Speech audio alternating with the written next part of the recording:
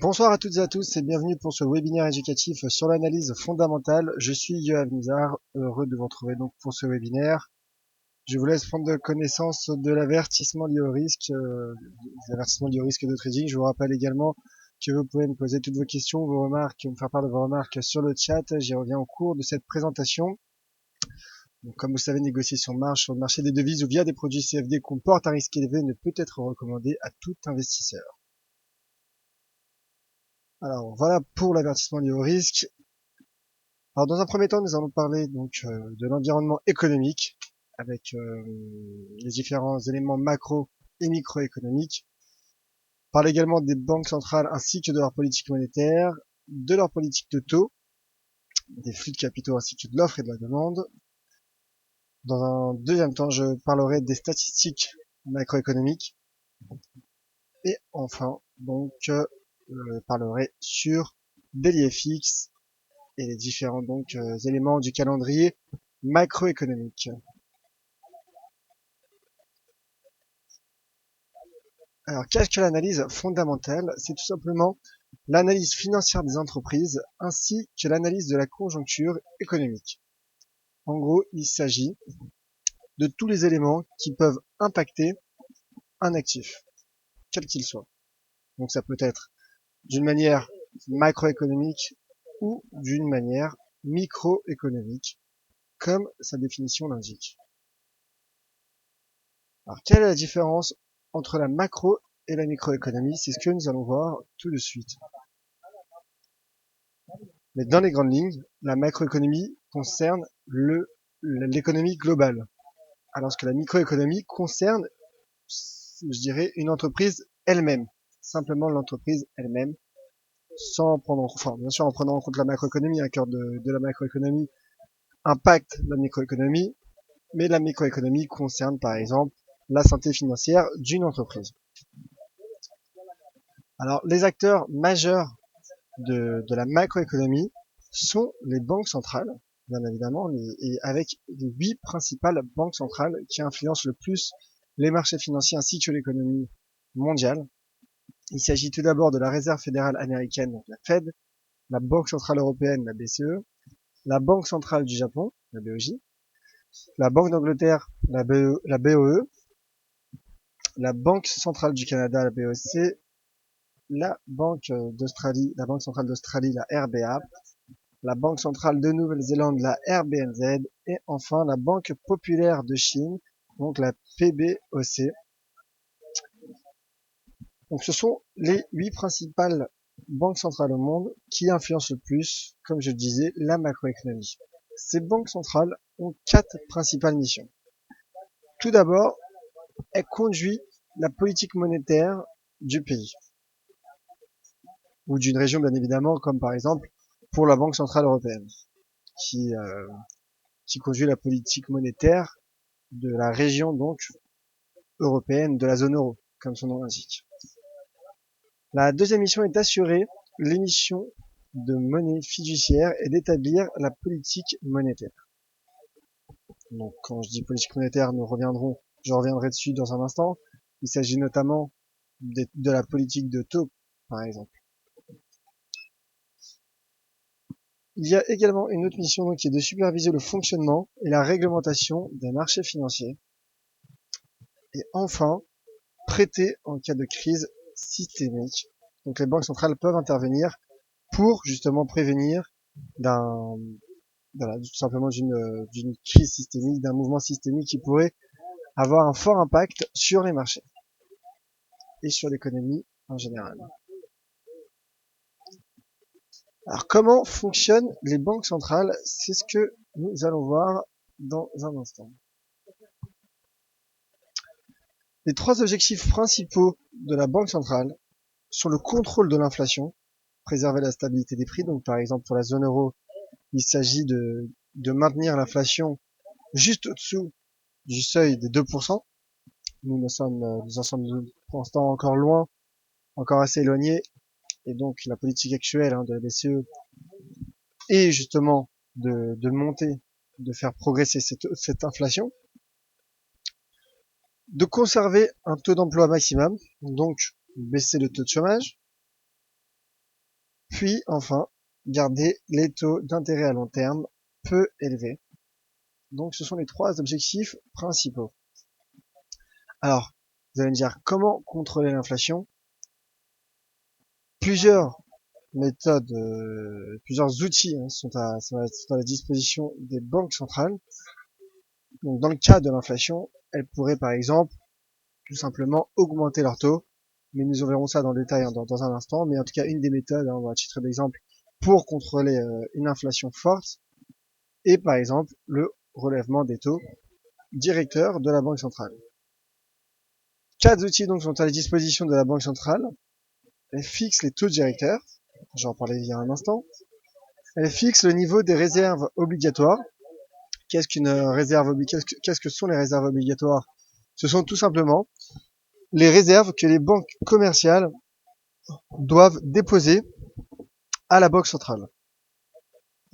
Alors, plus les réserves obligatoires seront faibles, plus les banques commerciales pourront pourront faire des crédits, soit à des entreprises, soit à des ménages, soit à d'autres agents économiques.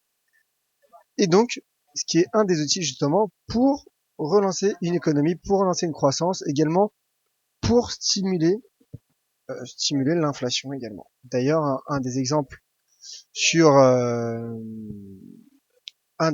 récents est lors de la séance du 24 août, avec le lundi noir qu'ont traversé les marchés suite aux craintes liées au ralentissement de l'économie chinoise.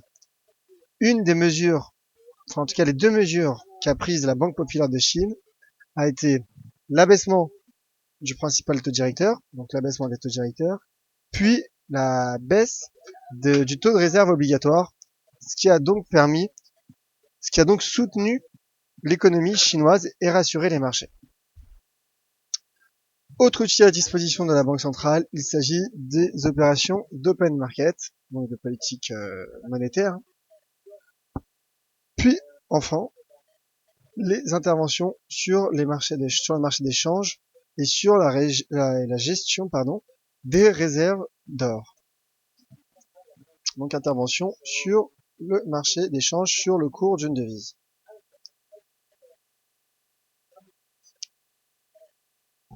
Alors la politique monétaire, donc cela permet de contrôler la masse monétaire. Un autre enjeu est donc le contrôle des taux d'intérêt. Il y a soit des politiques donc expansionnistes, soit des politiques restrictives. L'élément, comme je le disais, principal, un des principaux éléments de politique monétaire sont les taux directeurs, avec le taux principal qui est le taux de refinancement, le taux ROFI, qui est donc que vous pouvez observer, que vous pouvez analyser sur mon écran. Sur cet écran, donc ce sont les taux mis à jour. Donc vous voyez que la Banque centrale européenne conserve depuis un moment une politique de taux zéro, au même titre que la Fed, qui a une politique de taux très faible, proche des zéros, qui sont des plus bas historiques. Bon, voilà. Il y a également des politiques de taux négatifs. Donc, je me dirais, quel est l'intérêt d'avoir un taux directeur, des taux directeurs négatifs? Alors, le principal intérêt est de stimuler les banques commerciales à ne pas épargner leur argent auprès de la banque centrale. Car il y a la banque centrale, puis les banques commerciales qui prêtent aux agents économiques. Et donc, l'intérêt donc d'un taux négatif est que si une banque commerciale ne prête pas son argent, ne fait pas assez de crédit, tout l'argent qu'elle aura en plus, le surplus qui sert de réserve, eh ben, la banque paiera une taxe dessus. Donc, par exemple, pour le cas de la Banque centrale suisse, elle paiera 0,75% de ses réserves obligatoires. Les banques commerciales paieront donc ce pourcentage d'indemnité. Le principal risque, par contre, car il y a un risque à ce type de politique, donc là je fais une petite parenthèse, puisque je parlais justement des taux directeurs négatifs. Donc quel est le principal risque? Tout simplement que les banques augmentent leur taux, augmentent le taux de crédit, leur prix de crédit, dans le but de compenser ces, indemnités qui sont donc dues au taux d'intérêt négatif. Parlons à présent donc des différentes politiques monétaires. Il existe donc la politique expansionniste. Il s'agit donc pour une banque centrale d'abaisser ses taux directeurs, d'augmenter la masse monétaire, qui favoriseront la croissance économique, mais dévalueront les devises. Dévalueront en tout cas la devise du pays de la banque centrale. Alors, pourquoi une baisse des taux d'intérêt favorise la croissance? Tout simplement quoi? En tout cas, du moins, ces mesures favorisent une croissance tout simplement car, comme vous le savez, comme je vous l'ai dit, le taux d'intérêt qu'octroient les banques commerciales sont indexés au taux directeur de la banque centrale. Donc, un abaissement des taux d'intérêt favoriserait l'abaissement du coût des crédits pour les agents économiques qui donc pourraient emprunter plus facilement et consommer plus et donc favoriser la croissance ainsi que l'inflation. Deuxième type de politique monétaire, il s'agit de la politique restrictive. Donc, à contrario, il s'agirait pour la banque centrale d'augmenter les taux d'intérêt, de diminuer la masse monétaire, mais ce qui par contre impacterait l'économie, la croissance donc économique, mais apprécierait la monnaie. Donc voilà pour les deux politiques monétaires, donc politique expansionniste et politique restrictive. Passons à présent au taux d'intérêt, à les différentes politiques donc de taux d'intérêt.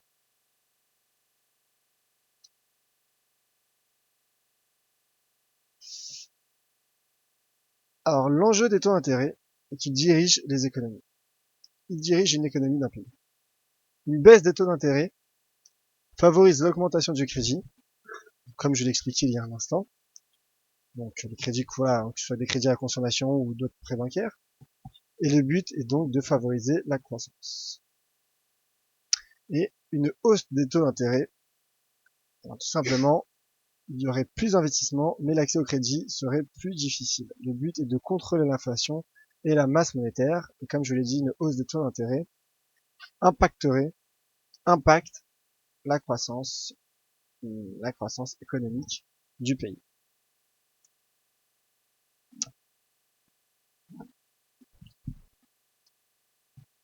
Au sujet des flux de capitaux. Alors, ce qu'il faut savoir, c'est que lorsque les taux d'intérêt augmentent, les capitaux ont tendance à affluer des autres économies dans le but d'obtenir des plus hauts rendements. Alors, nous avons un exemple récent.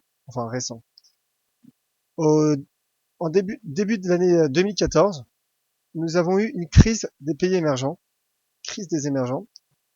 Pourquoi?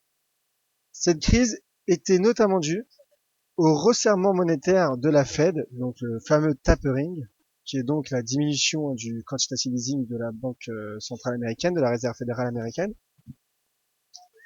Pourquoi il y a eu cette crise avec les pays émergents? Car ils ont tout simplement craint un flux de capitaux, des départs de capitaux, une fuite de capitaux des émergents vers les États-Unis, car les investisseurs allaient justement vers les émergents, car les taux d'intérêt étaient plus élevés. Et donc lorsque les taux d'intérêt sont plus élevés, les rendements sont plus élevés également. Et donc en cas de fin de la politique de taux zéro de la part de la Fed, il y a une crise donc des craintes des pays émergents d'une fuite de capitaux, donc des investisseurs qui pourraient retourner vers les États-Unis, vers les investissements américains, vers les actifs américains qu'ils avaient quittés auparavant en vue de cette politique monétaire accommodante. Et donc crainte d'une fuite de capitaux qui a affecté les économies émergentes. Et donc il y avait d'ailleurs, pour la petite histoire, beaucoup impacté notamment les devises émergentes.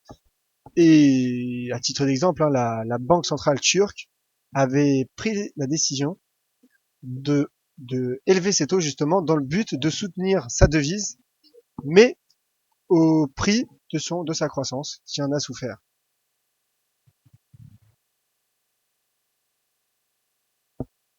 Bon, voilà un petit schéma pour vous illustrer mes propos. Donc une fuite des capitaux des États-Unis vers les pays émergents lorsque la Fed a entamé sa politique de taux zéro, sa politique ultra accommodante, puis ensuite des craintes donc comme je disais, des craintes de fuite de capitaux de la part des pays émergents pour retourner vers les États-Unis qui resserre sa politique monétaire. Alors à présent l'offre et la demande, comme vous le savez, dans une économie, plus l'offre est supérieure à la demande, plus les prix diminuent. Plus les prix diminuent. Et puisque nous parlons de prix, donc d'inflation là.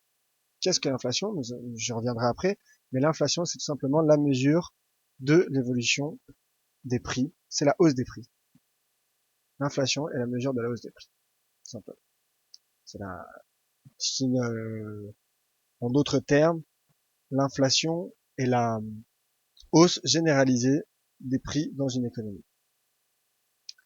Et donc, plus une inflation est forte, plus la devise se renforce. Et vice versa, bien évidemment.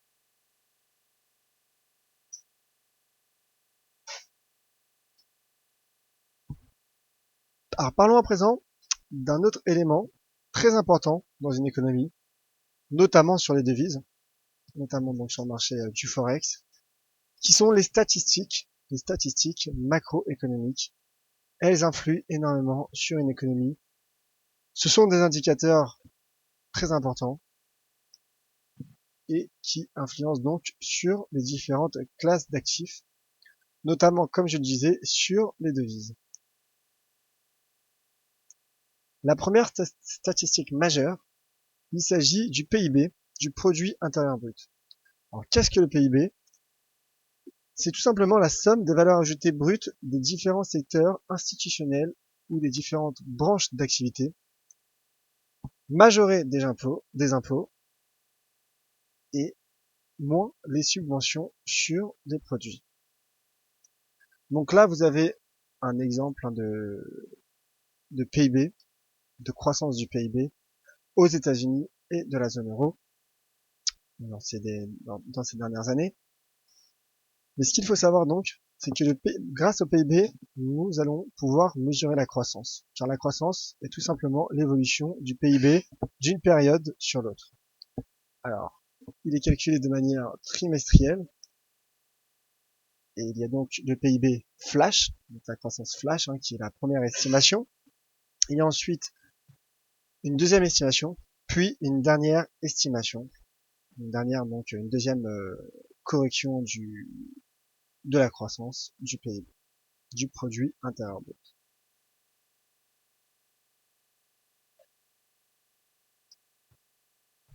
Autre statistique très importante, il s'agit des chiffres du chômage et de l'emploi. Alors le taux de chômage, comme son nom l'indique, c'est le taux de personnes qui sont au chômage. C'est le pourcentage de chômeurs dans la population active, tout simplement, comme son nom l'indique. Il existe ensuite le fameux NFP, que vous suivez chaque premier vendredi du mois en notre compagnie. Donc, ce sont les non-farm payroll, les emplois non agricoles aux États-Unis. Et il faut donc savoir que c'est la statistique sur laquelle on constate le plus de volatilité sur les marchés. Donc c'est le moment du mois où les marchés réagissent le plus à cette statistique. Et donc, elle est publiée chaque premier vendredi du mois, comme je disais, et donne la santé du marché du travail, du marché de l'emploi aux États-Unis. L'enquête ADP, donc qui représente le nombre de créations d'emplois privés aux États-Unis et qui est généralement publiée 2 jours avant le rapport NFP. Généralement, il s'agit du mercredi précédent le premier vendredi du mois. Donc ce qu'il faut savoir, puisque je parlais de devises il y a un instant, ce qu'il faut retenir est que lorsque ces chiffres sont bons, cela soutient la devise. Cela soutient la devise du pays, car tout simplement, des bons chiffres sur le marché du travail sont un indicateur d'une bonne santé économique du pays, et donc d'une bonne consommation, d'une bonne croissance, et donc ce qui pourrait amener la Banque centrale à relever ses taux, et donc, comme je vous l'ai montré tout à l'heure, cette action, le fait de relever les taux de la part de la Banque centrale, soutient la devise du pays. Voilà comment l'enchaînement économique, macroéconomique est effectué. Autre indicateur, il s'agit de l'indicateur PMI, le Purchasing Manager Index. C'est tout simplement l'enquête menée auprès des directeurs d'achat de l'industrie américaine sur la confiance vis-à-vis des perspectives économiques de leur secteur d'activité. En d'autres termes, le PMI donne une image de la santé du secteur manufacturier aux États-Unis. Donc, idem, même raisonnement. En cas de bons chiffres du PMI, cela soutient la devise et également donc l'économie, bien évidemment. Enfin, dernière statistique, il s'agit de l'IPC, l'indice des prix à la consommation. Comme je vous le disais tout à l'heure, il s'agit de la mesure du niveau d'inflation d'une économie. Voilà pour les principales statistiques macroéconomiques. Je vous avais promis dans le sommaire donc de parler de ces statistiques par rapport à DailyFX. Comme vous le savez, il faut savoir que sur le site DailyFX, le calendrier macroéconomique est disponible chaque jour, un calendrier macroéconomique sur les banques centrales majeures, les principales banques centrales dont je vous ai parlé en préambule de ce webinaire. Et donc, ce qui vous permet d'être informé sur les consensus, sur les chiffres précédents, puis les chiffres réels. Donc voilà pour la macroéconomie sur DailyFX. Je rappelle également que vous pouvez retrouver une quinzaine d'articles par jour sur dailyfx.fr et 9 webinaires quotidiens dans cette salle de trading, donc sur DailyFX et FXCM. Je vais à présent répondre à vos questions. Je vois qu'il y a plusieurs questions. N'hésitez pas à m'en poser d'autres, à me faire part de vos commentaires, de vos analyses. Et j'y reviens dans un instant. Alors, question, d'abord, première intervention de Mathieu. J'arrive tout juste, est-il possible de recommencer le webinaire? Alors, bonsoir mon cher Mathieu. Non, ce n'est pas possible. En revanche, je mettrai le webinaire dans notre chaîne YouTube, sur notre chaîne YouTube DailyFX France. Je publierai également cette vidéo dans la section du forum vidéo éducative. Donc voilà, nous mettons plusieurs webinaires éducatifs, donc que je vous invite à retrouver pour revoir la rediffusion. Question de Lucas. Vous pensez que la BCE va augmenter son QE? Alors bonsoir Lucas. Oui, c'est fort probable. C'est fort probable lors de sa prochaine intervention d'octobre, la BCE pourrait augmenter son quantitative easing. Alors vu que vous me parlez de quantitative easing, c'est intéressant, car le quantitative easing a pour principal but de baisser les taux d'intérêt et donc de soutenir l'économie. Donc en faisant son quantitative easing, une banque centrale, déjà, d'une part, injecte de liquidité dans une économie, sur le marché, et ajouter à cela, elle abaisse, elle tire les taux vers le bas, et donc favorise la croissance, mais baisse, dévalue la devise du pays, dévalue tout simplement la devise de la banque centrale. Question de Marie. Pourquoi les devises sont impactées quand l'inflation augmente? Alors bonsoir Marie. Alors bonne question. simplement comme je le disais tout à l'heure, une inflation forte va pousser la banque centrale à réguler.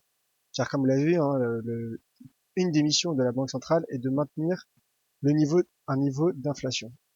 Donc pour la Banque centrale européenne par exemple, il s'agit du niveau de 2%. C'est-à-dire qu'au-delà de 2%, nous en sommes encore loin de ce niveau, mais au-delà de 2%, la BCE pourrait et devrait, hein, et logiquement, augmenter ses taux directeurs dans le but d'abaisser le taux d'inflation. Car trop d'inflation n'est pas bon pour une économie non plus. Mais il faut un minimum d'inflation, c'est pourquoi l'objectif est d'être sous les 2% d'inflation. Donc, pourquoi les devises sont impactées? Car tout simplement, si la BCE, la Banque centrale, du moins, augmente ses taux, cela soutiendrait les rendements sur les rendements notamment obligataires, et cela pousserait les investisseurs à acheter ces obligations d'État, et qui donc soutiendrait la devise. Donc, lorsque l'inflation est forte, la devise se renforce également. Et je vous remercie Marie pour cette intervention. Alors, autre question.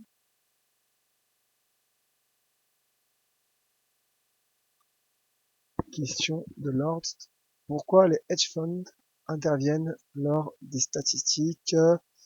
Alors, en effet, il est vrai, cher Lord, que des hedge funds, donc qui sont des investisseurs importants, des intervenants importants sur les marchés, interviennent souvent lors des statistiques, car tout simplement elles profitent de ces interventions pour gagner des variations de flux, pour avoir voilà, tout simplement pour capter des variations de flux.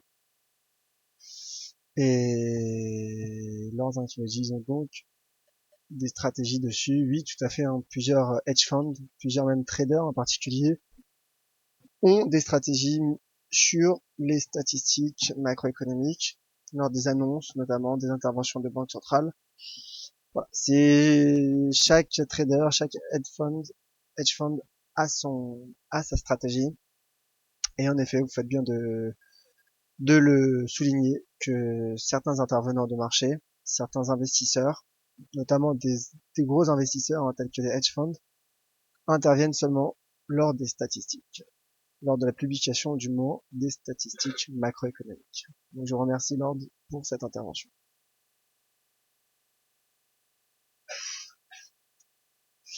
Question de visiteur. De quel taux parle-t-on quand on parle d'augmenter les taux? Merci.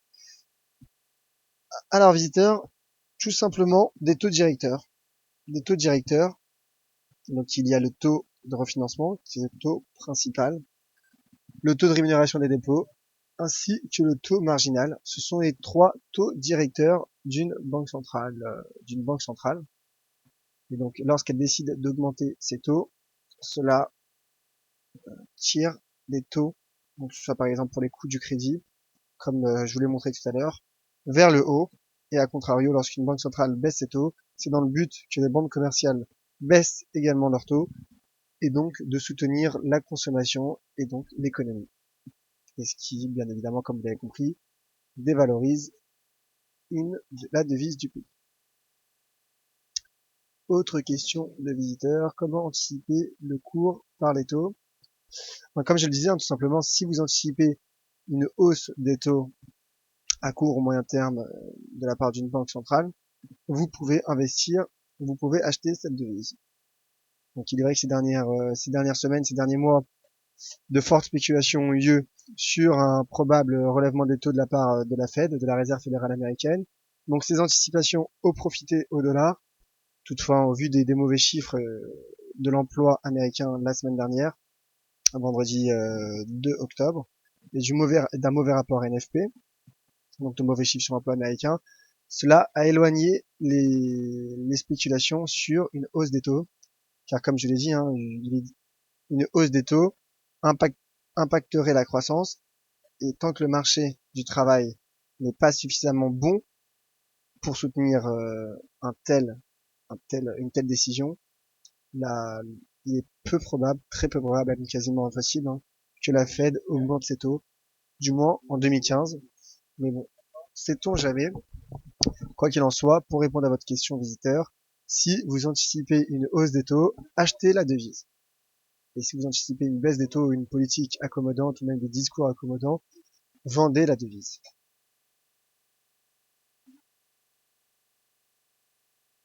Lors, hein, qui réagit également, qui, qui, qui réagit à la question de visiteur. Donc, qui signifie donc qu'il y a les taux directeurs, également les taux Libor et Euribor. Donc, taux Euribor qui sont les taux interbancaires. Donc, lorsqu'une banque va prêter des liquidités à une autre banque, et le Euribor se calcule de une semaine à un an, 12 mois, et également le taux EONIA, le taux EONIA qui est le taux intraday, le taux interbancaire intraday. Donc l'Euribor, il s'agit du taux interbancaire pour la zone euro, le Libor, le taux interbancaire pour le Royaume-Uni, pour l'Angleterre.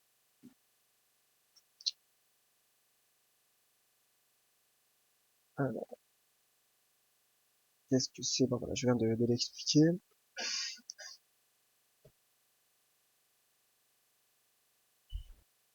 Donc Lord, hein, voilà, hein, qui demande quels sont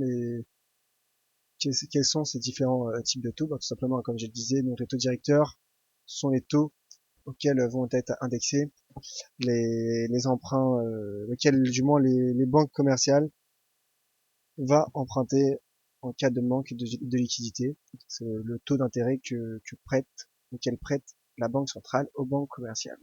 Et pour le Libor et Euribor, c'est ce que je viens d'expliquer, donc ce sont des taux interbancaires lorsque les banques vont se prêter en elles, avec donc une période entre une semaine et 12 mois. Et pour le taux EONIA, il s'agit de la même chose, mais au jour le jour. Alors peut-être une dernière question avant de vous quitter. Elle est posée par un visiteur. Pourquoi une banque centrale doit-elle augmenter ses taux? Tout simplement en cas de forte inflation, pour contrôler son inflation et la baisser. Également pour soutenir sa devise, comme l'a fait l'année dernière, il y a un an et demi même, quasiment 2 ans même hein, maintenant, la banque centrale turque, hein, dans le but de soutenir sa devise qui s'était fortement dépréciée avec la crise des émergents dont je vous en faisais part au cours de ce webinaire. Donc voilà ce qui pourrait pousser la Banque centrale à augmenter ses taux, donc notamment à contrôler son inflation qui est la principale raison. Alors Lord, ce qui me dit, j'ai cru comprendre que certains utilisaient le modèle Black & Scholes pour les statistiques. Alors le modèle Black & Scholes est un modèle d'évaluation sur les options. Donc voilà, il s'agit plutôt de stratégies d'investissement, donc notamment avec l'achat de call, l'achat ou la vente de call ou de put, qui sont des options d'achat ou de vente. Donc voilà, ce sont des stratégies, hein, les options sont des produits financiers qui sont liés à des stratégies en fonction des investisseurs. Elles ont des avantages, des inconvénients, elles coûtent un prix, elles coûtent cher également, parfois. En tout cas, leur prix est impacté par plusieurs notions. Et donc voilà pour le modèle Black & Scholes, mon cher Laurence. Alors j'ai répondu à toutes les questions. Je vous remercie à vous toutes et à vous tous de votre présence. J'espère que ce webinaire vous a plu. Il sera disponible sur notre chaîne YouTube DailyFX France. Et également, comme je le disais, sur le forum DailyFX dans la partie vidéo éducative. Si d'autres questions vous viennent, n'hésitez pas à me les poser sur Twitter @yoavnizar ou notamment sur le forum DailyFX. Par mail également ynizar@fxm.fr. Je me ferai un plaisir de vous y répondre. Merci à vous toutes et à vous tous, et je vous souhaite donc une très bonne soirée. C'était Yoav Nizar pour l'analyse fondamentale.